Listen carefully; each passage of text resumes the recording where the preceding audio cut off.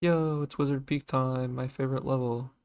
Okay, so first things first, we're gonna come out of this portal and kind of bend in. You see how I kind of charge out and then like go into a walk? If you charge all the way out, you end up like out here because you don't turn as fast and you don't touch the dragons optimally. So make sure to let go of charge as you're kind of bending into that dragon. Out of this, I'm actually not sure what the fastest thing is. I kind of just sometimes I just charging jump to the right. Sometimes I jump charge. Just as long as you end up here. If you this supercharge is the most finicky one in the game, so if you like even land down on this arrow, it probably is not going to give you the supercharge. So make sure that you're at least landing on the top. Here, you can be aggressive and try to get both these guys. That's what they do at like high level 120. And if you're gonna do that, you kind of want to take like a line like that. Um, Usually I just go for this guy. This guy's a 2 gem, this guy's a 1 gem. Usually I just go for the 2 gem. There I got both. You see I kind of like took a line towards this guy and then like bent a little bit. That's what it looks like I did. Yeah.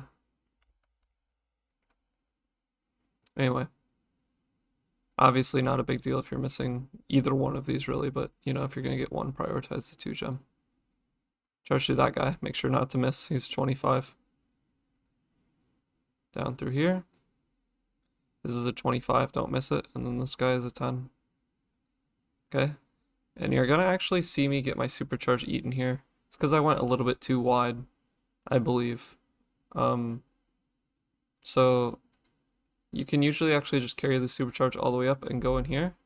And if you do that, make sure to not go too narrow, because if you ramp off this ramp when it's too steep, you can like hit the top of this with the supercharge or even fly completely over it.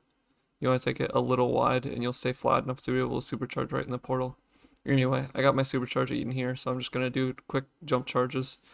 That hill's too steep to skitter, so I'm doing jump charges as quick as I can to get up that.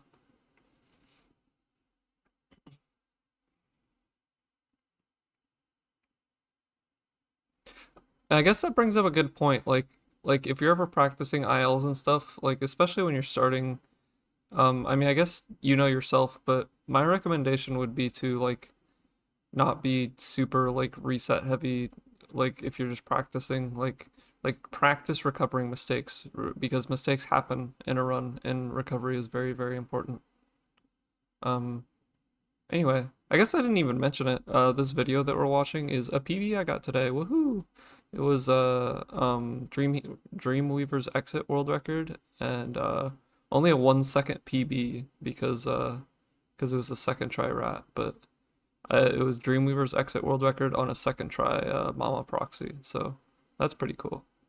Uh, Anyway, enough enough stroking myself. Let's let's move on.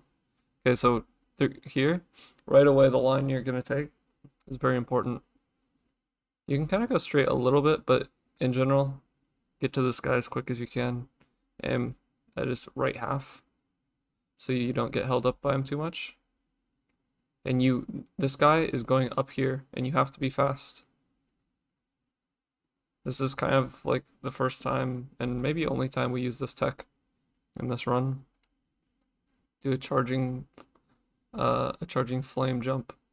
So you're gonna kind of like do a flame charge while doing a charging jump so that the flame gets sprayed upwards and you hit this guy. Okay? You can't you can't really get him once he's up there, and he has a 10 gem, and he also makes enemies spawn like slowly when he's up there, but if you kill him all the enemies spawn in right away. So it's very important to hit this guy. Jump, turn. I'm gonna take a line through here and flame charge. Flame charge up here. You want to prioritize landing early here, because if you land up here, it's going to be really awkward to flame charge this guy and you're going to miss, and he's a 10 gem. You don't want to miss him. So prioritize landing and then flame charging. Through here. These wizards are going to vary a little bit depending on like your camera and how fast you were through the last room. I believe are two factors. So sometimes you're going to have to like kind of go through this guy, then out to this guy, and then like kind of turn around and flame charge this. Sometimes this guy's actually gonna like rotate almost all the way around and you can just take an easy charge through line and flame charge there and be out. Through here, I think it's somewhere kind of in the middle. This guy, he's pretty far to the right here. But you see how I kind of like really tried to like take a line here so that I'm kind of getting bumped to the outside and then I can still charge. Because the thing is, if you're thinking like, why not just flame charge this second guy, right? Because if you flame charge this guy, your flame's not going to be ready for this guy, and you're just going to get splatted. So if you can charge through those two guys, prioritize doing that. And flame charge and go. This room is going to look a little different almost every time, depending on like how these guys stop. So you need to be able to think quick and you know, make good work of whatever you see. Through here, you can either skitter here or flame charge this guy. Either one's gonna save a little bit of time over just charging through. I'm not sure which is faster. Probably a good thing to know, but I kind of just mix it up. Sometimes I flame charge them, sometimes I skitter. Here, you're gonna charge through this, and then instead of taking a wide line through here, like all the way around, you're gonna flame charge this box. So boom, flame charge. See how that would kind of like take you out and you'd be awkward turning. So instead you can just charge through that, flame charge that, and continue in a more like rounded circle. Okay, so here's a bit of a variation actually recently. We used to just charge through both these guys and flame charge this guy and be on our way to the dragon. If you're on a similar cycle to this, it honestly wouldn't be too bad to just do that here because this guy is pretty far up. But what I'm gonna do is actually take a line straight to this guy, and you're gonna see why in a second. Charge through that, flame charge, be on our way to the dragon. And do be careful, because if you're doing this variation, because you see that lightning bolt come in, that other wizard does shoot at you, so be fast. I believe if you're charging, it can't hit you, but if you're slow there, you see how you could get, you know, hit before you're charging. So be quick. This dragon, somewhere in here, or the point. Okay, so if you did that variation, this guy's actually going to come over here. That's why we left him. You just charging jump right out of the dragon. And boom, on our way to where we want to be. Charging jump onto the supercharge, it gives us a little bit more speed. Through the two fan chests, bend it outside, curl it back in. Let's watch that one more time. Fan chests, kind of, you know, you're respecting that it takes a while to turn here with those wide turns. Through there, through this is a 25 gem. Through the chests, here. You jump off that, okay? You're gonna time an X press when jumping off that. I'm gonna bend it way out. I'm gonna bend it way out and turn it back in. And it's gonna give us a better line through these chests. See that? And you want to kind of like, you won't bonk here. You just scrape up against that kind of. In general, you want to be like taking a line straight out to this. Here, you're not gonna jump. Don't jump, just run off. Believe me, that's a very common beginner mistake. You'll like want to jump here, just run off. You just run off, you'll land here, through that chest, then you jump. And if you do this right, and you can curl it back around, you can get all three. Here. This is a 2 gem. These two are 5 gems. So prioritize the 2 on the right if you're only going to get 2. But if you can get all 3, you know, bonus 2 gem. Continuing the supercharge. This is the longest supercharge of the run by far. Carrying this all the way through these 3 guys. Okay? These 3. It's important which ones you hit. Here, you're going to press X somewhere near the top of the ramp. It's not very picky. If you press it earlier and later, you can kind of land a little bit. You have a better chance of getting this red and green here. Okay. You'll miss this a lot, and this sometimes, but if you can get both, bonus. You land, charge through that, and there's actually 5 gems behind this wall. And they'd be quite the pain in the ass to collect, but actually what we're going to do is supercharge into the wall for a second, and Sparks will actually grab them through the wall. Let's watch that again. You do have to, if you have a problem with like only getting 2 5 gems through the wall, you're probably not charging into the wall enough or getting on it like far enough to the right. So watch how long I stay on the wall. See, I stay on it for a second, charging into it, okay?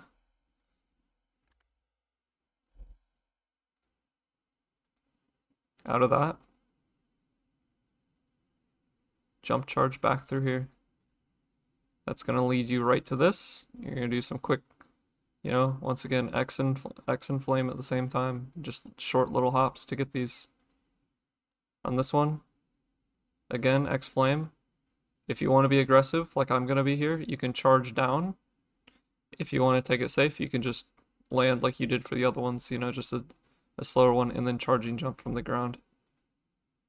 So yeah, charge down because it's faster. And then we're going to take advantage of being in the air for this egg. And we're at death abuse here. This is an intentional death. Remember, if you're following the route, at least all the harder routes that I've covered, we have 6 eggs routed in, and you only need 5 to exit Magic Crafters. So you can afford to miss 1. When you're coming into this level, you need to know your gem count if it's 3 or 4. If you have 4, you want to get, if you have either, you want to get this guy. But if you have 4, and you miss this guy, then you can at least get the backup. If you have 3 and you miss this guy, you have to, supercharge all the way back here and get him again, because you can't exit Magic Crafters unless you have 5 eggs. I'm going to spawn back up at the top of the supercharge. Jumping charges on. Through these 2 guys. This fucking guy is the worst enemy in the game. As far as I know, it's probably not complete RNG whether his gem homes in, but we effectively don't know why, as far as I know. Why his gem will randomly just not home in sometimes, so good luck. Good luck to you. In this run, it does. Woohoo. I'd say it's probably 75% or so that it does. Hopefully I know a reason for that at some point, because it annoys me that we don't. Okay, so through this guy. This is the only guy you haven't killed yet because you charged through those 3 on the last one. This guy's a 5 gem. Through that guy, and make sure to bend it like that, because otherwise you're going to go off the cliff. If you have to jump, then jump, and you can keep the supercharge. This dragon, you want to touch it on the point. You want to favor the right side, so if you can bend the supercharge around the point. Let's rewind for a sec here. See how I'm kind of bending a little bit. I do get caught by the point a little bit, but sometimes I even land on this thing. So kind of play with that. But don't miss. You don't want to miss because it messes up this next section.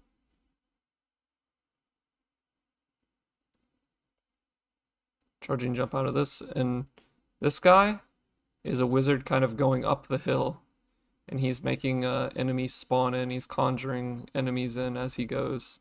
And this is why you don't want to miss, because this guy will get away from you and it'll fuck everything up if and make your life a pain if you're not sure like when the stuff is spawning in.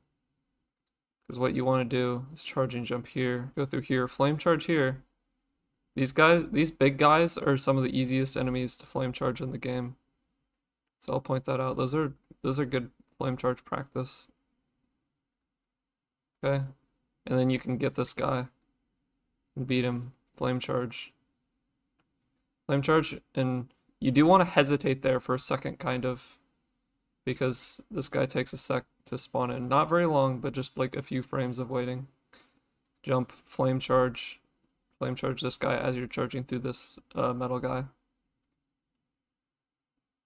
Now, if you have 5 eggs, you're going to do what I'm going to do. If you have 4 eggs at this point, then you're gonna turn here and get this guy.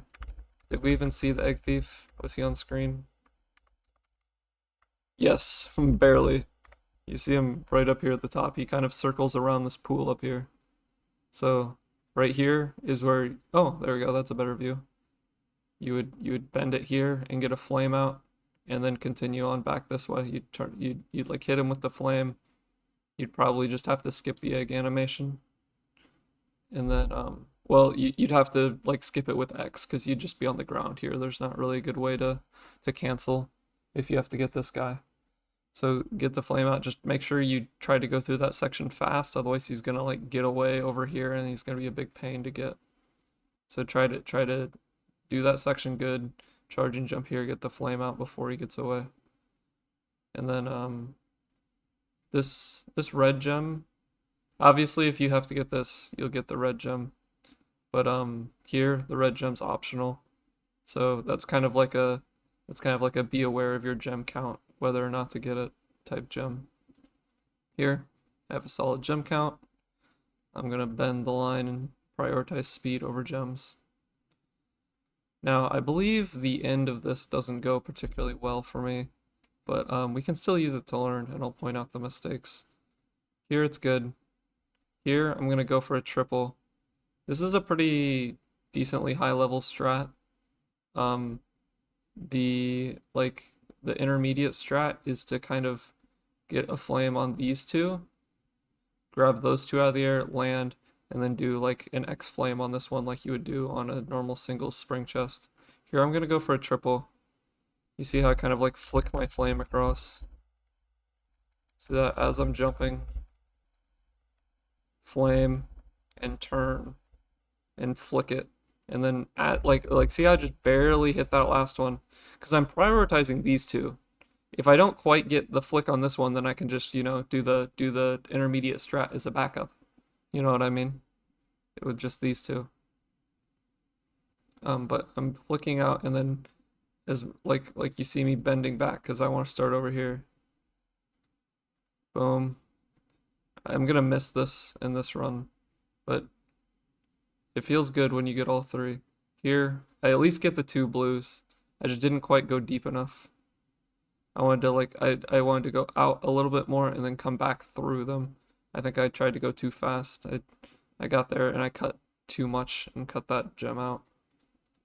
But at least I got the two blues, so I couldn't complain too much. And then after, like I had such a good wizard peak, and then right at the end, two things went wrong. Here, I got a little unlucky with this, to be honest. Ooh, did I just miss? Maybe I just missed. I thought I got flame blocked by the. I think I just missed actually. Oh, I don't know if that would have hit or not. You see the flame lighting up that metal part. But yeah, I'm not sure whether this would have hit or not, but you kind of see the idea. This guy is tricky because if he's over on the right here, he gets kind of like shifted to the left as you're jumping up if your timing's been good. To get whacked by this guy. If you're slow, you know, good luck figuring out what's going on here. Sometimes he's in the middle of getting shifted when you get up there and it's just impossible to do this and you get flame blocked no matter what. I think I had a chance here and I may have just missed. I may have gotten flame blocked. But the idea basically is if he's on the left, clip his right side, right? With a charge and then flame charge through here. And then go back this way. If he's on the right, you wanna clip his left side, right? Clip his left side and flame charge through there. Basically, you want to take the inside of this guy, whichever side he's on, and then flame charge this guy. You see me try to do it, which, yeah, I'm not quite sure whether that would have hit or not if not for the metal there. You see the metal lighting up. We'll never know. Anyway, through here, you want to grab these two. Go just deep enough, and this is a really, like this dragon touch can save you a lot of time, believe it or not. Make sure you go deep enough for the second gem though, because Sparks doesn't like to grab it. You do have to go pretty deep. See how close I am to it. Jump all the way back. This was a pretty bad touch actually. This wasn't great. It's not horrible, but ideally you're actually hitting on this line. Like, don't sacrifice too much time to get a good dragon touch, because obviously at that point it's not worth it. But you can kind of see, like, if you touch even like back over here, it's like a full second difference. It feels like for the cutscene. So yeah, prioritize touching that dragon in a good spot. Anyway, that's gonna be the end. We're ending on Lucas, the most base dragon of all. If you know, you know. Anyway, yeah, exit. There's a funny exit screen when you mess up killing that guy. Don't uh don't stay too long if you miss that guy, you're gonna get whacked. Alright. Anyway, that was I think how many gems did we get there? That was 370 and obviously I missed the 10 and the 2, or not the 10, the 5 and the 2 at the end because the big guy's a 5 and then I missed the 2 spring chest. I believe there was also a 1 at some point during the supercharge that didn't collect, but sometimes there's a few gems like through the wall on that first like upper area that are a little finicky, so I'm not going to worry too much about that. Um, anyway, that's Wizard Peak for you. I want to end on I want to end on the funny screen. Go back. There we go. Let's end on this screen. All right. Bye bye. I'll see you on the next one. Thanks for watching.